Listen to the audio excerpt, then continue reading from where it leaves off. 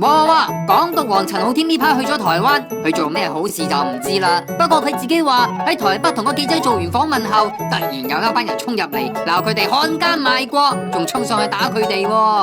姑且當阿陳生真係俾人打，佢呢次醒水啊，即刻學識向暴力說不，強烈譴責施襲者咁話。咦？但阿陳生你唔係一路都鼓吹暴力嘅咩？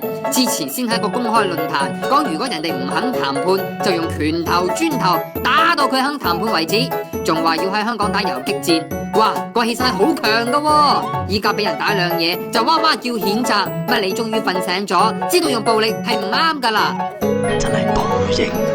咪所以話咯，做人唔該將心比己，自己俾人打就即刻撲出嚟譴責。咁之前咁多次暴力事件，好似旺角暴亂中，暴徒打到警察頭破血流，反水閣下暴力行動令無辜市民被打，又從來唔見佢出嚟譴責。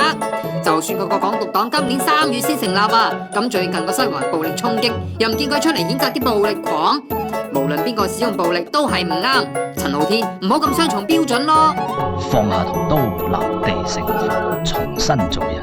其實呢班港獨暴力狂喐啲就大大聲話要勇武抗爭，違法達義，結果出咗事就又攞法律嚟保護自己，好似梁天琦咁啊！之前聲大夾惡，暴力衝擊抗爭無底線，結果依家俾人告到上法庭，就話自己懦弱有底線，唔想被即時還押。唔通呢班人真係唔見棺材唔流眼淚？所以話香港人真係唔可以對任何暴力暴徒有任何容忍，否則佢哋只會越嚟越猖狂㗎咋。